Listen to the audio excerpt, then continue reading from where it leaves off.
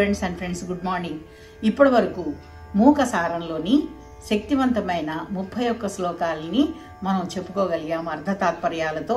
అవి సంపూర్ణంగా నేను చెప్పగలిగాను. మూక సారంలో మూక శంకరేంద్ర సరస్వతి గారు పంచపీఠాధిపతులు. వారు పుట్టుకతోనే మూగవారు, చెవిటివారు. అలాంటిది ఆ అమ్మవారి ఆశీర్వచనం వల్ల వారికి మూగతనం, చెవిటితనం పోయి ఆయన ఆసుగా 500 పద్యాలు ఆయన పాడగలిగారు. 500 పద్యాలలో చంద్రశేఖర సరస్వతి గారు ఆయన 31 శక్తివంతమైన పద్యాలని తీసి మనం అందరం కూడా పాడుకునేందుకు వీలుగా, చదువుకునేందుకు వీలుగా, పఠించేందుకు వీలుగా ఆయన రచించారు. అవి నేను అర్ధ తాత్పర్యాలతో మీకు చెప్పగలిగాను. అది నా కోరిక. మీరందరూ కూడా నన్ను ఆశీర్వదించి విన్నందుకు, చూసినందుకు చాలా సంతోషము. ఇప్పుడు ఆనందలహరి, శంకరాచార్యులు గారు రచించినటువంటి ఆనందలహరి కూడా అమ్మవారిని కీర్తిస్తూ రచించినవే.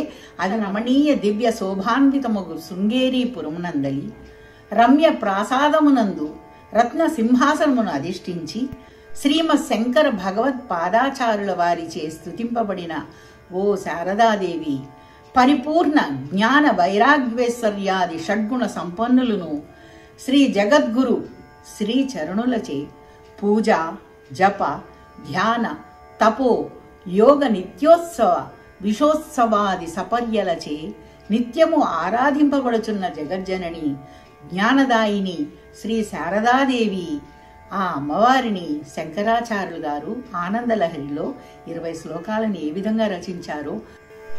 ఓం మహాగణాధిపతయే నమః. ఓం శ్రీమాత్రే నమః.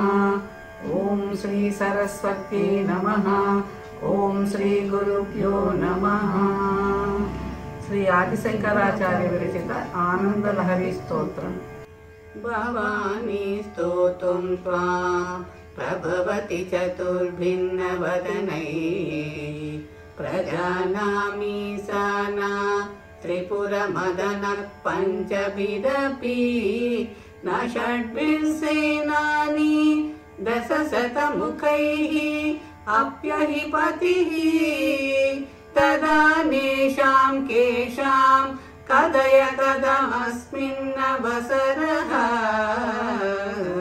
హే జగదాంబ భవాని, సృష్టికర్త బ్రహ్మ తన 4 ముఖాలతోనూ, త్రిపురహరుడు మహేశ్వరుడు తన 5 ముఖాలతోనూ, దేవసేనాని కుమారస్వామి తన 6 ముఖాలతోనూ, నాగరాజైన ఆదిశేషుడు తన 1000 ముఖాలతోనూ నీ మహిమ వర్ణింపజాలకున్నారు తల్లి.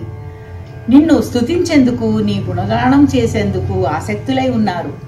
అంతటి వారికే సాధ్యపడనప్పుడు ఎన్నికగా ఒక ముఖం ఉన్న మానవ మాత్రులకు అది సాధ్యమా తల్లి? నిన్ను పొగడతరమా? అయితే అంబ అనుగ్రహము ఉంటే అది సుసాధ్యమే.